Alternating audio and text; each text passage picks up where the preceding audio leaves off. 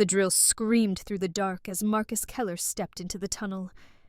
Dust scraped his throat, cold air curling through the mountain like a warning. Beneath his boots he sensed a problem far larger than rock, a hidden labyrinth built by men who never intended witnesses. Macro-analysis reveals Project Riese sprawled across more than 20 square kilometers, under the Owl Mountains. Built from 1943 to 1945, its tunnels plunge 50 meters deep, forming reinforced chambers vast enough for factories or entire divisions.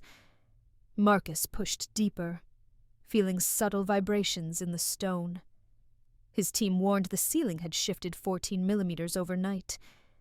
Time, pressure, and the mountain itself had become an antagonist, more ruthless than any guard Hitler once placed here. Historical records show the project consumed over 200,000 tons of concrete, yet no complete blueprints survived. No document defines its final purpose.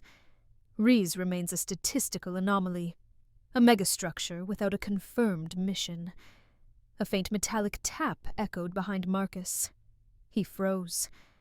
The dark smelled of wet limestone and rusted steel. He remembered his instructor's warning. Fear is a guide. Ignore it, and the mountain decides your fate.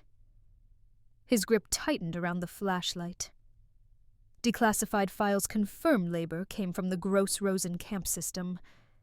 Over 13,000 prisoners were forced into these caverns. Survival rates sank below 10% during peak construction, a measurable index of the conditions inside.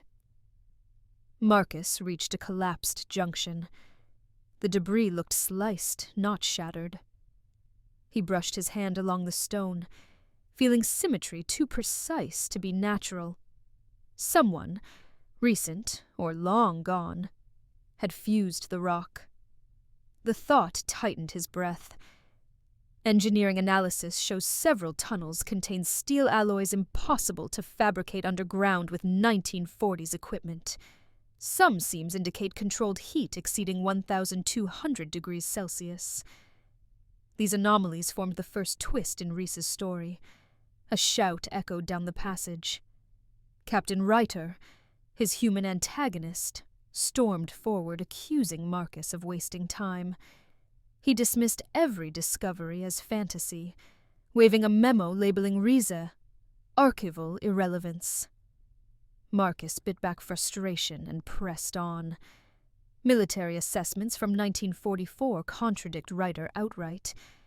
Reports reference strategic relocation infrastructure, a term reserved for top priority projects. Funding had no limit. More than 27,000 workers cycled through the sites in just 18 months. Markus slipped into a narrow shaft. Moisture dripped in a slow, rhythmic pattern like distant footsteps.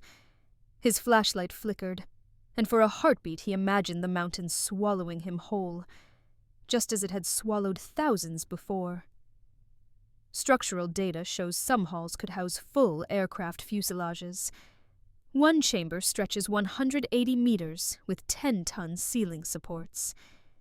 These dimensions defy wartime shortages, forming a second twist.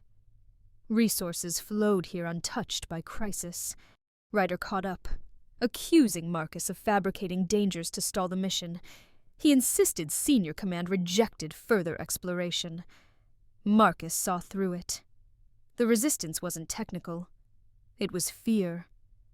Riese had always punished those who tried to explain it. Kneeling beside half-buried rail tracks, Markus brushed away dust to reveal scorch marks. Equipment had been moved out at speed, yet official documents insist the sites were abandoned incomplete. The contradiction tightened inside him like a knot. In the silence, Markus whispered the phrase his mentor taught him. Every mountain keeps a memory. He rose slowly, realizing the same tension from his first steps still wrapped around him. Riese wasn't a ruin. It was a question waiting to be answered. He entered a widening corridor where the air abruptly warmed. His skin prickled. Heat pockets this deep shouldn't exist without machines. It felt as if something dormant still pulsed beneath the stone, stirring under his intrusion. Geological surveys confirmed several Riese tunnels cross thermal seams only identified in the last decade. Temperature spikes of up to 8 degrees above baseline suggest past industrial activity on a massive scale. A low rumble shivered through the ground. Markus steadied himself, heart pounding. Gravel trickled from the ceiling. The mountain felt unstable, watchful. The metallic taste on his tongue signaled stress fractures forming overhead. Archival correspondence reveals Allied intelligence suspected Riese housed advanced research. One OSS report estimated bunker volume sufficient for jet assembly or reactor shielding, yet no equipment lists survived the war. Riese appeared again, furious. He accused Markus of staging tremors to gain deeper access, brandishing a denial note from senior officers. The memo claimed further digging held no strategic value. Markus recognized bureaucratic fear masquerading as certainty. Markus moved toward a sealed doorway. Cold air leaked from its edges, carrying a faint chemical scent. He pressed his ear against the steel. Silence. Yet the 5-degree temperature drop hinted at a cavernous void waiting behind it. Metallurgical studies show some Riese doors were built with alloys similar to U-boat pressure hatches. These required precision machining and high-grade steel, contradicting claims the project lacked advanced infrastructure. Markus wedged in a crowbar and forced the door open. Its hinges screamed. Beyond lay a cathedral-sized hall, where his flashlight beam disappeared before reaching the ceiling. Echoes returned after half a second, confirming a chamber over 100 meters long. Engineers later measured support pillars spaced exactly like those in V2 production halls. The intervals, accurate within 2 centimeters, signaled deliberate design rather than rushed wartime improvisation. Markus stepped forward and splashed into a shallow pool. Ripples shimmered across the floor. He crouched and touched the surface. The water was unnaturally warm. Something had heated this chamber long after the war. Soil analysis revealed traces of lubricants used in heavy turbine systems. Concentrations matched samples from late-war German research centers. This became the third twist. Riese may have housed experimental power systems. Riese stormed into the hall, shouting that Markus had crossed forbidden boundaries.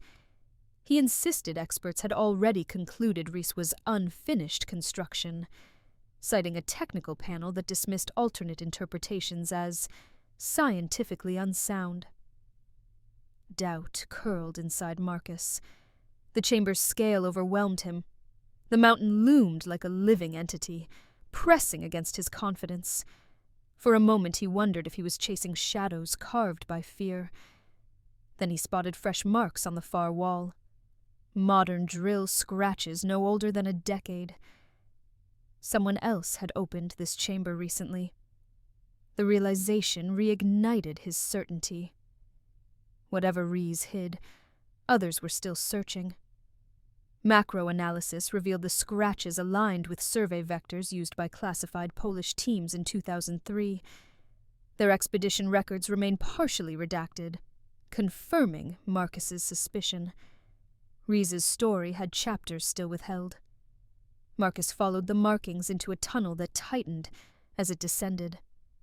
The walls radiated faint warmth, almost pulsing. His breath drifted in thin streams.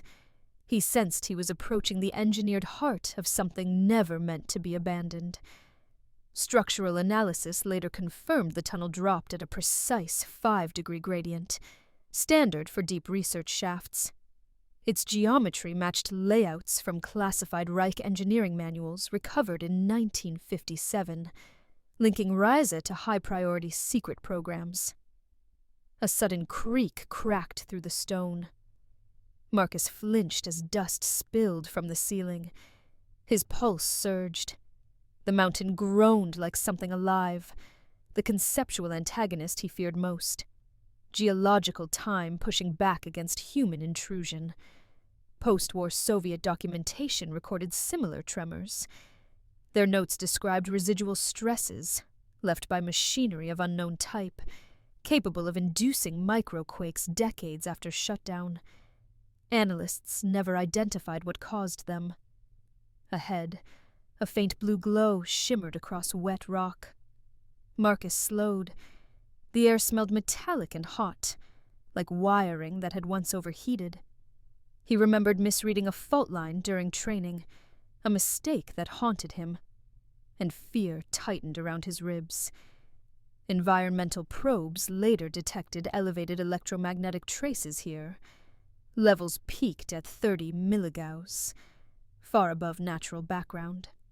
Scientists debated whether dormant cables or forgotten equipment generated the anomaly. Riese appeared again, blocking the path. He accused Markus of chasing superstition and jeopardizing the mission. He cited command's refusal to authorize deeper entry, his voice cracking with a fear he refused to acknowledge. Yet a declassified Polish report from 1994 sketched this exact corridor, labeled restricted due to unknown readings. The overlap proved someone else had attempted to map the anomaly and failed to contain its implications. Markus shouldered past and stepped into a vast dome. His flashlight revealed concentric rings carved into the floor, descending like buried stadium tiers. The scale was overwhelming. His breath hitched as he imagined what once occupied this void. Architectural comparisons show the rings align with layouts used for underground assembly sectors in late-war weapons programs. Their dimensions match within 3% tolerance, suggesting Riese was built for mass production on a scale never admitted. Markus descended onto the first ring, nearly slipping on a smear of oil. The scent hit him instantly. Sharp, synthetic, unmistakably modern. Someone had stood here long after the war. Panic surged. He wasn't just uncovering history. He was stepping into an active secret. Analytical teams later confirmed the residue matched post-1990 synthetic lubricants. The finding triggered diplomatic inquiries and exposed glaring contradictions in decades of official claims that Riese had remained untouched since 1945. Hours later, senior officers arrived. Under their rigid scrutiny, Markus repeated each observation as engineers deployed instruments. EM meters spiked. Thermal scans revealed hollow chambers behind the walls. Rieter's objections collapsed as officers signed authorization for full excavation. Within months, Markus's discoveries reshaped research on Nazi megaprojects. Universities published new studies. Survey protocols were rewritten.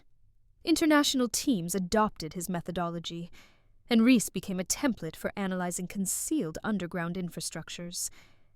Today, museums display fragments of the tunnels, and archives release more files each year. And when Markus walks that first corridor again, he feels the same tension he sensed on day one, only now reversed. The mountain no longer threatens. It remembers. If this hidden chapter of Project Riese made you see the mountain differently, tell me where you're watching from.